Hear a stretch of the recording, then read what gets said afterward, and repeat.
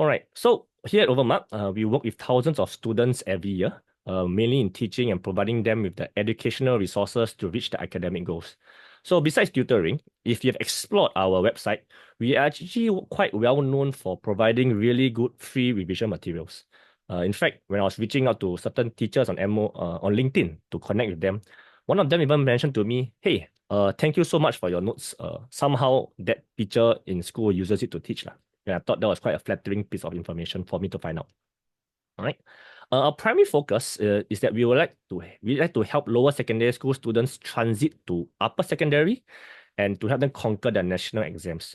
So we are a center which is very, very much experienced in helping secondary school kids achieve their academic dreams. So our upper secondary school group tuition classes cover a whole range of subjects: English, pure sciences, including chemistry, physics, and biology. For combined sciences, chem physics and chem bio, AMath, EMath, as well. Right, yeah. So diving right in, I think when we think about subject combinations, we might have a lot of questions, and sometimes schools might provide information on that as well. So I think here we hope to add some value to all of this as well. Okay, so at the O levels, typically students will take on a minimum of 6 subjects. So that is, I think, the absolute minimum number of subjects that a student can take. Most likely students will be doing more than 6 subjects.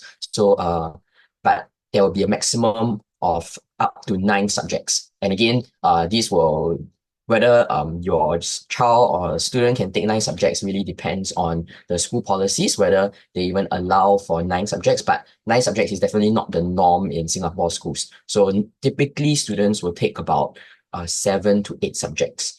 Yeah, so the most common number of subjects that will be taken is actually 7. And these 7 subjects consist of 5 compulsory or mandatory subjects that a student has to take. Yeah, so what are these subjects? These subjects are English, mother tongue language, mathematics, or also commonly known as EMath, chemistry or combined science, and a social studies subject with a humanities subject.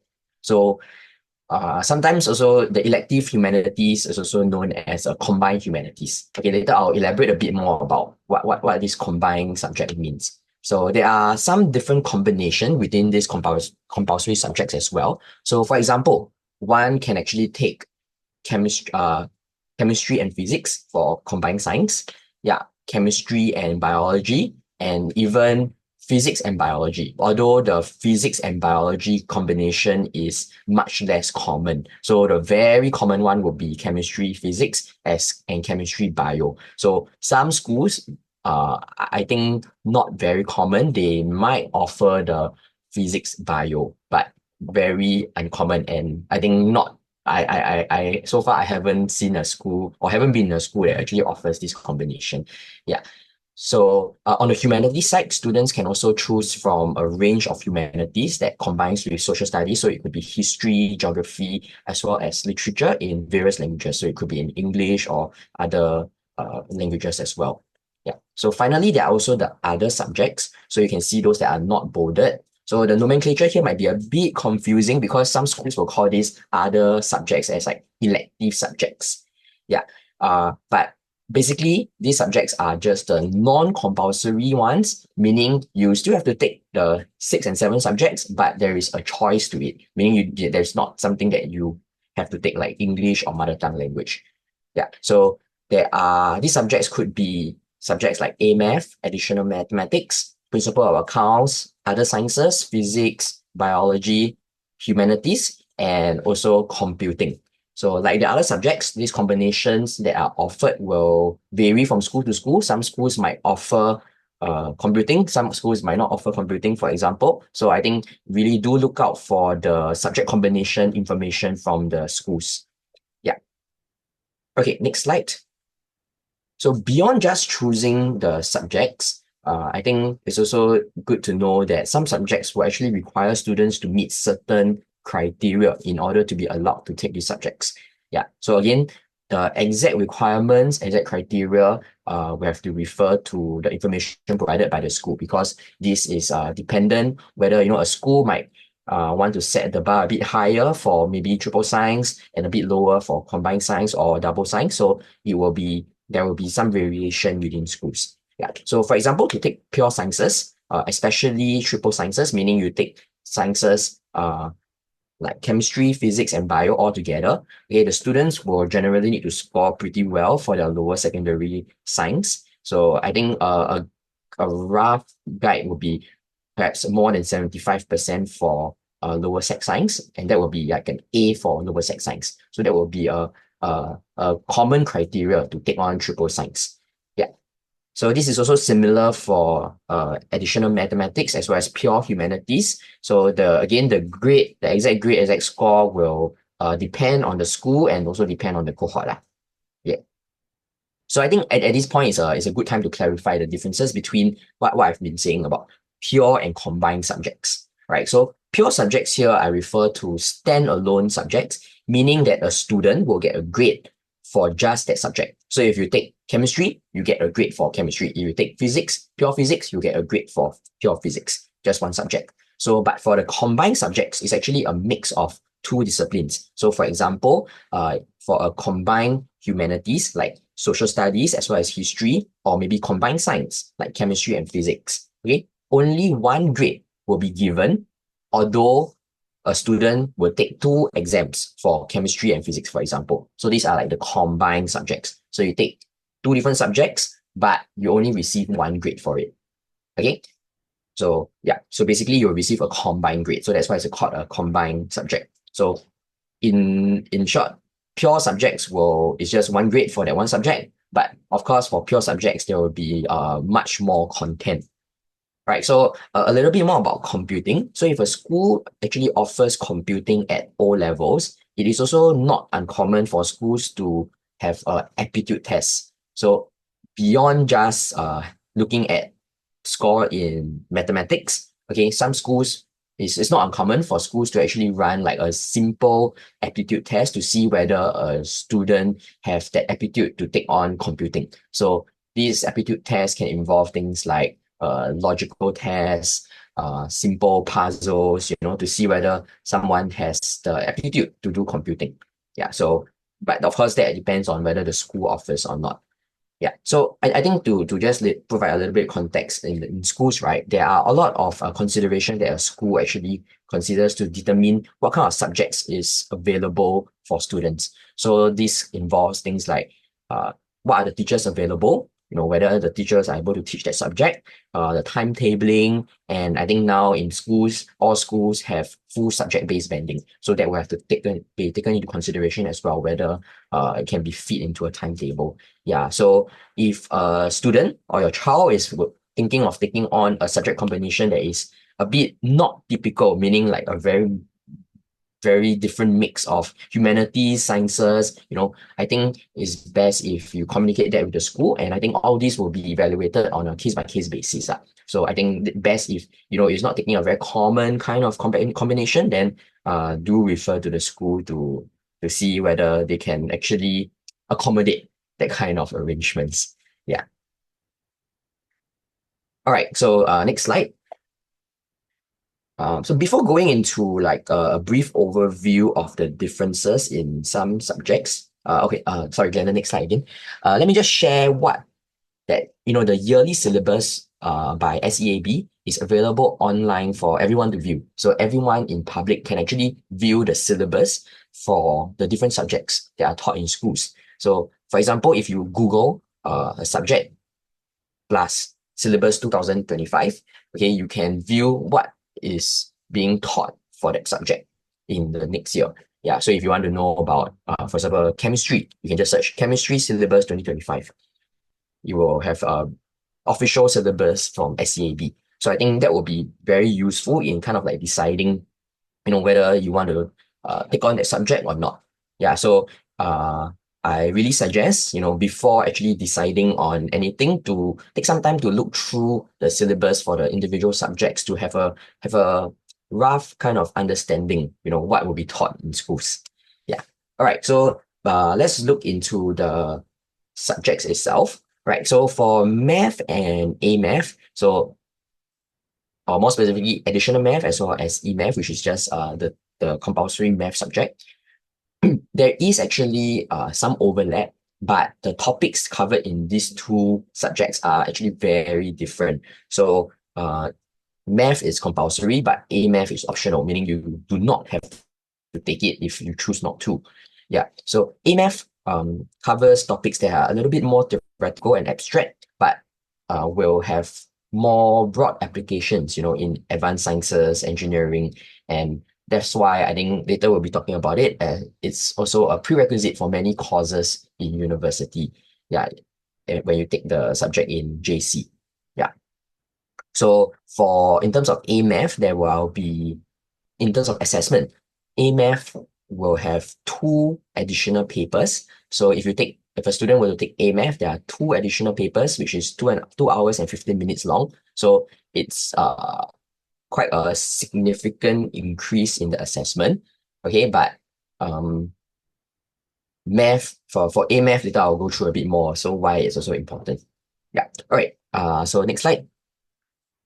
So now we look at pure versus combined science. The main difference for pure and combined science is actually the coverage of content and also the demands of questions. So while there is a significant overlap, meaning the combined science actually covers 65 to 70% of your pure science syllabus, okay, it's not just that you combined science studies a lesser content, but the questions that are asked at the examination at O levels are also quite different.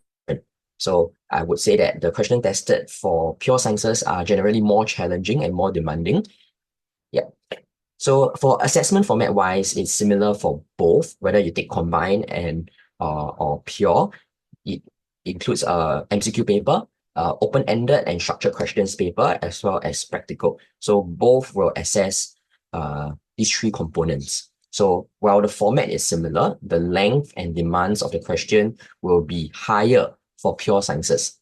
So if a student is considering taking science at JC level, okay, taking on pure science is actually highly recommended. Okay, but although it's not a requirement, it is highly recommended, right? Okay, because the more you know about science at the O levels, okay, the easier it is to keep up with sciences in JC. Yeah, so of course, if you take combined science, there will definitely be some catching up to do. Yeah, right. Next.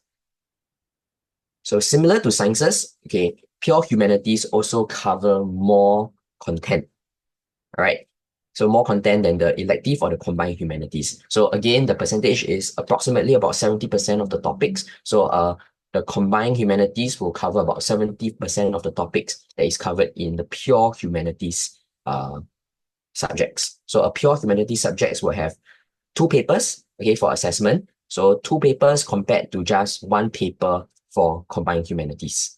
Yeah, so there is more demand in terms of assessment as well. So again, if a student would want to take on humanities in JC, okay, then pure humanities would be highly beneficial, okay, in order to build that strong foundation for that subject. So again, if you have a student has no background, in a humanities subject and you were to take that at JC, then well, there will be also catching up to do. So how much for the catching up to do, it really depends on, whether there's a strong foundation that is built or not. So pure humanities will definitely build a stronger foundation compared to the combined, because in terms of the topic coverage as well as the kind of questions that you need to answer.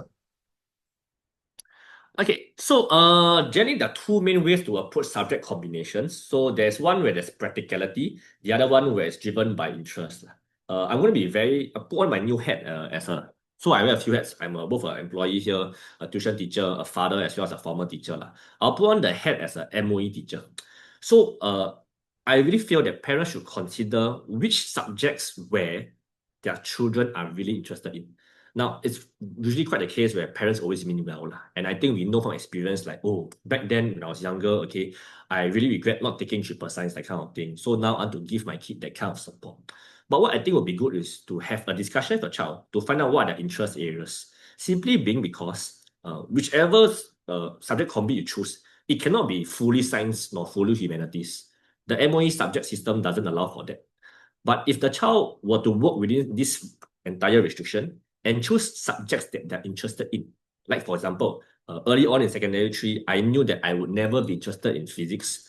So I went down the double science and bio background.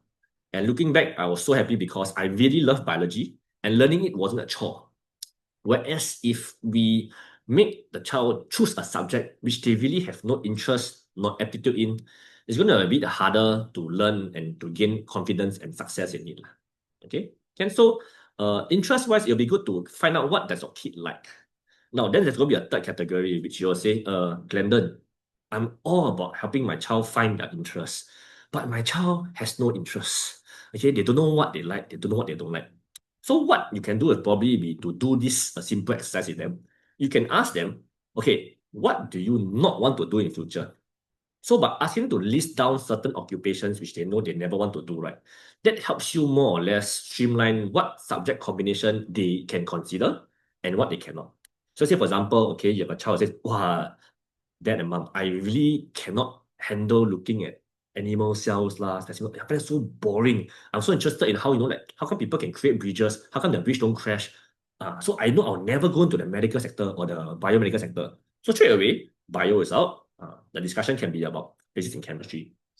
Okay, and in terms of the humanities, which humanities role they probably might not need as a life skill in the future. So you can have that conversation with them if they're not very clear on what they want. We can just find out what they really don't want, and we can work with that as well. Okay. Next thing is also there's a very big jump between Sec 2 sciences and pure sciences at upper sec.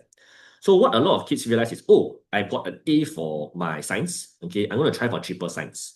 There is a huge jump in all three sciences content. So there might be that struggle at first. So taking triple science is really for students who are really very self-motivated to learn, and they have a really very strong mastery of the three sciences at their Sec 2 level. Because ultimately, when you go to junior college or poly, you won't need all three sciences to get to respective courses of interest. For JC, it'll just be two sciences. Okay, so for parents who are a bit more senior, they no longer offer triple science at JC. Okay, and for Polytechnic, usually by then you're specializing in one or two sciences, either biochem or applied physics in engineering, that kind of stuff. So you wouldn't really get a chance to choose three sciences. Next stage. So those who choose triple sciences are those who really think, I'm not really sure what doors are to close now. Let's keep it open. Okay, sorry, Clarence, next slide. Okay, yeah. So as what Clarence mentioned just now, so if you really know your child really, really wants to go to junior college, then there are certain subject combinations which they need to put in. For example, HMath. So H2, A math for H2 math. Then consider taking pure sciences as it will help you bridge that gap. All right. Now, yeah. Then if you one more time look even further, looking at university prerequisites. So why you might be wondering, why do I have to consider university and polytechnic? There are certain subject combinations at uni where if you take this subject as an O-level subject and you don't take it at JC, it can still be counted in your entrance score. Very few, but I will encourage parents to just go to the university website as well as the Polytechnic Enrolment website to see what are the subject combinations needed for your child to apply there once you know they're interested in these courses.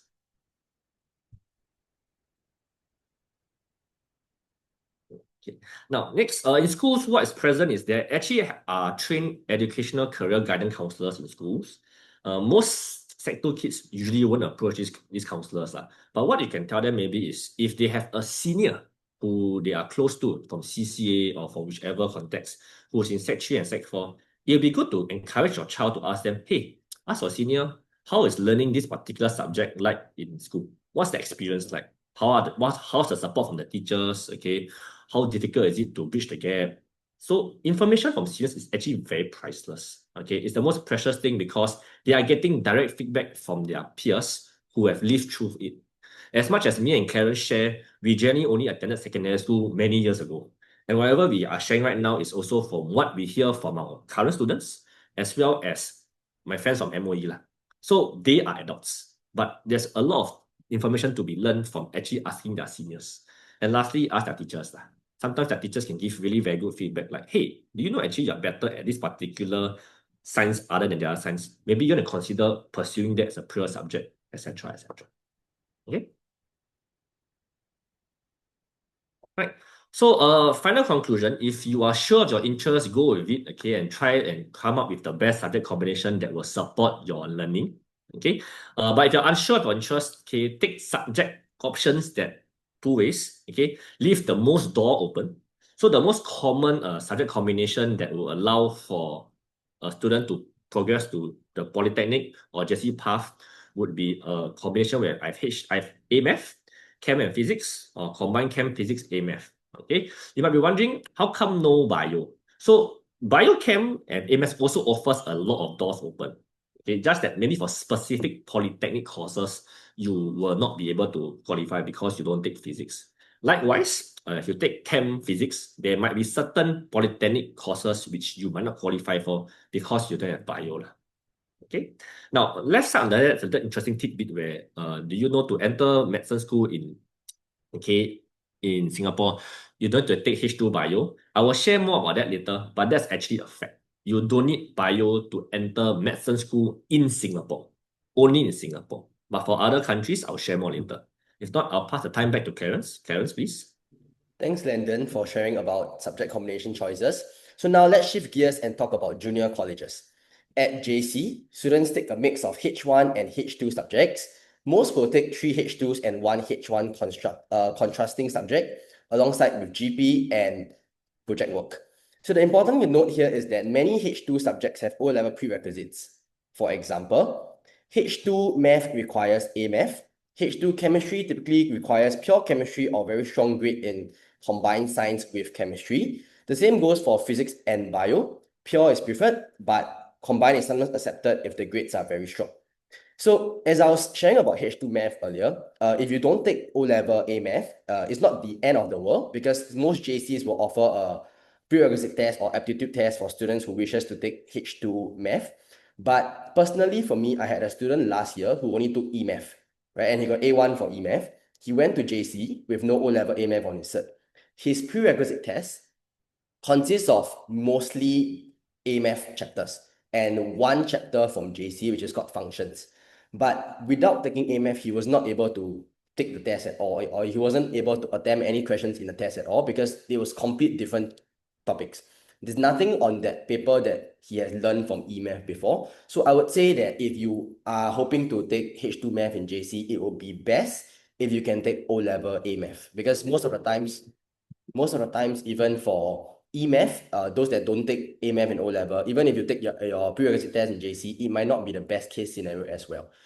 Moving on to humanities like literature, history, and geog, it helps if you've done them at pure level in secondary school as well. So if your child is aiming for a particular H2 subject at JC, they need to make sure that their O-level subject combination keeps that option open. So moving on to the most common and most possible subject combinations in A-level. So we have the science stream, whereby students take PCME. So PCME consists of physics, chemistry, math, and H1 subject, which is normally econs. So this is the most popular combination in Singapore, and it keeps nearly all doors open, from engineering to medicine to dentistry. The second is the BCME, whereby physics is replaced with bio. This is also very popular, especially among students who are considering medicine or life sciences. The only limitation is that without physics, some engineering or computing courses may be harder to qualify for. So both combinations are strong, but the key difference is whether you prefer physics or biology, and that choice often comes down to the strengths and interests shown in Sec 2 and Sec 3. So as Glendon mentioned earlier, right, Sec 2 science and upper Sec science is very different. So if your child is not very interested in bio or not very interested in physics, right, they might need to consider very deeply whether they want to take that subject in Sec 3 or not. Because if you were to follow through with this particular subject, so let's say if I were to choose physics, and I follow through with physics all the way to JC, H2 physics is probably maybe 5 times more difficult than O-level pure physics. And on top of that, same like O-level syllabus, when you take sciences in A-math, you are required to do practical as well. So you have to think very deeply which science your child prefers before making the choice at Sec 3. Now let's look at the art streams. A common option is GELM, whereby students take H2 Geog, H2 Econs, H2 Literature, and H1 Math. So these combinations here, along with HELM, are excellent if you're aiming for courses like law, communications, political science, or other humanities degrees. They train students in critical thinking, essay writing, and argumentation as well. The key thing to understand is, While science combinations keep science and engineering pathways open, arts combinations tend to close them off. So students should choose based on their real interests and future goals, not just what sounds prestigious to them. So if you notice under both of these art streams, okay, they are unable to enter most science, engineering, and medicine courses because of the nature of subjects that they take in JC. So that's one thing that students have to consider as well when you are deciding on what art streams or what combinations to take in JC. So from personal experience, students that mainly go for art streams in JC are mostly students that didn't take pure science in secondary school, because without pure science, as mentioned before, it will be harder for them to take on H2 sciences in JC as well. But of course, there are also students that are able to qualify for science stream, but they just have a stronger interest in art streams. So either ways, like what Glendon said earlier, we really have to consider what your child really prefers in terms of their subjects and what they're truly passionate about. So now, not all students will take the JC route. Polytechnics are also an equally strong pathway. So each polytechnic course has what we call a minimum entry requirement, or we call MER. This is usually a mix of subjects and grades at the O-level grade, at O-level examinations. So for example, engineering courses may require passes in math and science. Business courses often look at English and math. So design courses may look at art or design and technology. So if your child already has a strong interest in polytechnic courses, it is worth checking the MER on the poly websites now so that they choose the right O-level subject combination. Now I'll pass the time to Glendon to share more about different uni courses. Thanks, Clarence. Okay, so parents, you are wondering why do we put in this aspect about engineering courses here. It's to really give you a full picture of what this decision at Sec 3 entails. Because the last thing we want is we have access to a lot of information, but we just don't look at it prior to making any important decision. So for engineering in Singapore, okay, what has changed compared to time is now physics is not a compulsory subject. Okay, it's math and chemistry, but they are ideal combinations. Okay, so having H2 physics, H2 chemistry, H2 math allows a child to do up engineering. So with that being said, if you know your child is interested in engineering, straight away you know, okay, at the subject combination part, I should at least make sure my child has these three subjects: pure physics, pure chem, and H2 and A math. Then the rest they can do whatever they want. Okay, so like I said, right now the Singapore education system is trying to make everything more accessible to every student, regardless of subject combi. So you'll see the point over there. You can take biochem and math, okay, and still enter engineering. But I think the parents here who are in the engineering sector or who are in physics will know, if you don't take H2 physics and you go for engineering level physics classes, it's really going to be a very painful experience. Okay, likewise for bio. Okay, next, Clarence. Okay, now so for the medicine one, okay, I promise you I'll share with you more. So only in Singapore, you don't need H2 bio.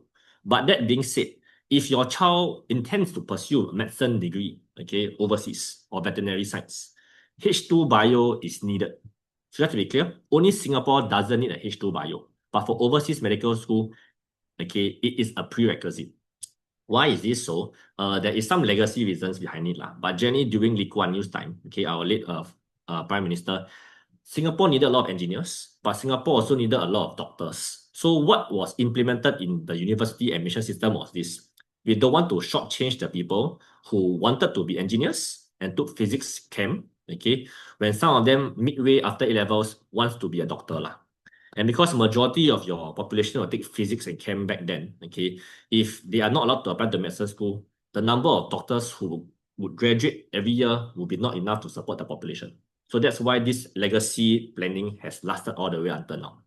But generally, we all know doctors deal with the human body, okay, about DNA, about cells. So any student who's taking a pure physics and math background, okay, will struggle a bit, okay, but it's not the end of the world. So it's really the more of the point that if your child wants to study medicine school, okay, ideally it's going to be H2 bio, because the number of places afforded to NTU, LKC Medicine School, and NUS, as of current date, if I'm not wrong, the total cohort size is 300 for each university per year, which makes it 600 places thereabouts. So probably by the time your child who's in Sec 2 right now, okay, reaches university application age, That number might go up a bit, but end of the day is A-level cohort is roughly about 14,000 to 13,000 students per year. Okay, there are less than 1,000 places for medical students. So it's highly competitive. So if you want to broaden your options and if you can afford overseas medicine school, do consider having H2 bio because it's a prerequisite. In addition to that, medicine school is so competitive. Getting good grades is not the only thing they focus on. So nowadays, they focus a lot more on the hardware, whether the person has the heart to take care of the people they're taking on. Because medicine is a very tiring job. Doctors have very long hours. We know all about it. So in addition to getting good grades, okay, they have to show a very strong interest in the medical field. And lastly, to even apply to medicine school, you can apply, but to get in, you must pass an interview. Okay, and the interview is not very easy. Next.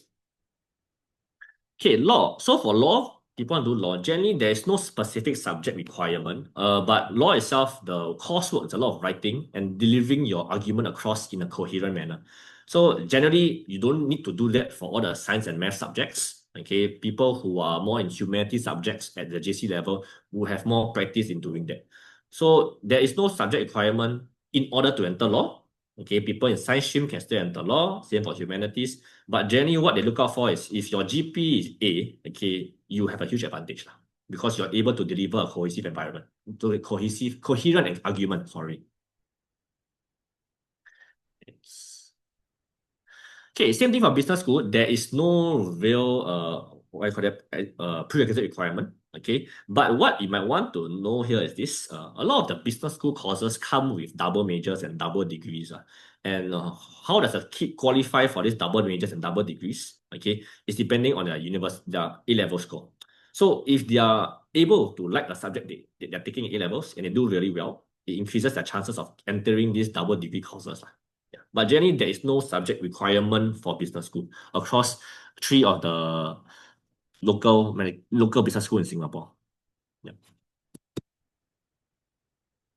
So to add on business school, so personally, I came from business school in uni, and most modules in business school requires you to know basic calculus, and calculus is only taught in A-math at the secondary school level, right? So if the child doesn't take A-math in secondary school, went to poly to take a course that doesn't constitute of math or business, for example, maybe let's say they enter in the poly course that takes like sociology or psychology, right? And they wish to enter business school in uni, right? It will be a bit of a struggle for them because, like I said earlier, most modules requires calculus, even for things like differentiating, integrating when it comes to econs, business modules when it comes to finance. So all these things matter if you decide and you want to go to business schools. But of course, it's not that you can't enter business schools, you can. But you are required to know this knowledge of calculus and this content-wise. So there won't be a bridging course for you to learn how to do calculus or how to do differentiation, how to do integration. You must learn them on your own or from your own course mates. Glendon, next slide. Okay. Now, so one other aspect about going to university is some students who aspire to join the civil service. So there is no specific subject requirement for anyone who wants to become a government scholar, but generally you need to be taking a degree which is linked to the scholarship. So this one is more of whether the applicant has the heart for the job and whether the applicant has the grades to even get the scholarship. Right? But those who aspire to climb the ladder in public service, your A-level grade really determines your pathway. So if you want to have a good foundation before you enter A-levels, whatever you choose in your secondary school, okay, ideally should be help setting you up for success for your A-level subjects. Right? But for private sector, generally there is no combination that you must take. Okay, in fact, I have ex-students who she's a science major, did biochem, I think economics, did very well, get full marks, okay, for A-levels, and she was studying psychology in England. Now she's pursuing her master's in Purdue. She will come back and serve her, she's a PhD scholar, she'll come back and serve Singapore once she's done. But as what I mentioned, she did science in A-levels, she did humanities degree at the university level. So there's really no prerequisite content, no prerequisite subject combination that you have to take.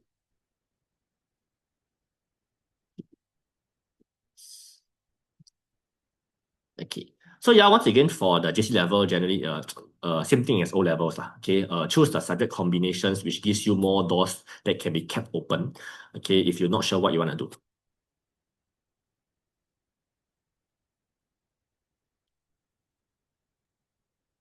Also, another personal advice for me when it comes to choosing subject combinations at Sec 2, moving on to upper Sec. So if your child is strong enough in science to have the option of taking triple science, it would be great if you can check whether the school offers double humanities first. Because usually for most schools, if your child takes triple science, they will only be allowed to take one humanities subject, which means it has to be a combined humanities, whereby it's a 50% social studies and 50% of another humanities. So why do I say that that is an important factor to consider? Because when it comes to your O-level L1 R5 computation, that R5 consists of one math, one science, and one humanities. If your subject combination only consists of that one humanities, that one combined humanities, that will be the subject, or that will be the subject you will be using for your L1 R5. And let's say your child chooses to take social studies plus history elective. And when they reach upper sec, they realize they are not as interested in history as they were in lower sec, then they will not enjoy studying that subject at all. And the worst part is that they have to use that for L1R5 computation. So it would be great if you leave more doors open. So one way is to take two sciences, two pure sciences, one full humanities and one combined humanities. So in this case, they will have the option of deciding which humanities they prefer to study for their O-level score and which humanities they will be using in an R5.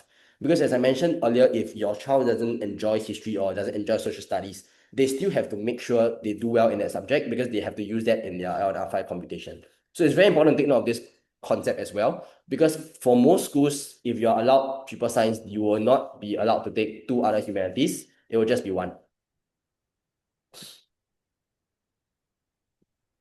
So that brings us to the final part of today's session. So these are our Sec 3 Sciences schedule for AY 2026. Moving on to our math classes for AY 2026. So we have A Math and E Math. For upper sec English as well. Hi, Caleb. Thanks for your question. So glad to hear you're strong in math. So I think you settled lah. You probably take A Math and E Math. So science-wise, generally out of the three sciences, physics is quite related to math lah. Okay, and I think at JC side, maybe Claire can confirm, a lot of JC physics involves a lot of more calculations with math. So since you're very strong at math, I would recommend maybe chem physics would be much better for you lah. Okay, because bio has very little math, like really, really very little. Okay, usually just calculate maybe the rate of change of a graph. So if math is your strong point, you're really very good at it, maybe chem physics would be a better choice for you for your two sciences. Yeah, I think to add on that, when it comes to physics, both JC and secondary school level, there's a lot of calculations involved. So in secondary school for physics wise, we are talking about simple formulas. But when you move on to H2 physics in JC, it's not just simple formulas really, right? You are probably going to be solving a lot more complex equations, and it will really help if you are very strong in math. Speaking from personal experience, I think I was in the same situation as you in the past, but I decided to choose physics purely because of the fact that there are a lot of numbers involved. So that was the whole reason why I chose physics, which I think eventually helped me in scoring A1 for physics for O-level, and eventually A for H2 physics in JC. So I think if you are naturally good in numbers, it will be great if you choose physics instead of bio. Sorry. Okay, hi. To the person who asked about ALP, sorry. First thing first, parents, this is the QR code to our slide. So feel free to download and use for reference. So I'll answer one by one. YC, if I take H1 math in JC, am I disadvantaged? It depends on what you want to do after junior college lah. Like mentioned, if you do intend to pursue an engineering degree or any degree where math is vital, definitely you'll be disadvantaged. In fact, you probably can't even enter those courses because those courses needs H2 math. So you will be disadvantaged by availability of courses that you can take at the university level. So really do go and check before you do that. That's why, in fact, for humanities students, before they are even offered just a pure humanities course in JC, teachers will always consider and say, are you very sure you want to take humanities? That's one. Because a lot of humanities students want to take H1. And once you take H1 math, essentially you close off about 85% of all available degree courses in NTU, okay, at the engineering side. Okay, but there's still a lot of business courses, humanities courses, political science courses, which you are eligible for. So it really depends on what you want to do after your JC, sorry. The school offers ALP plus 7 subjects. Is it better than taking subjects? So Joseph, I can't really answer you that because it really depends on what is the interest of the child. Okay, with that, I think we'll end off the session now. If you have further questions, you can also always stay back and ask us. If not, thanks for attending our Sec 2 subject combination webinar and have a great night. See you. Bye-bye. All the best to your child and their Thank you. final year exams. Welcome. All the best for Sec 2 exams.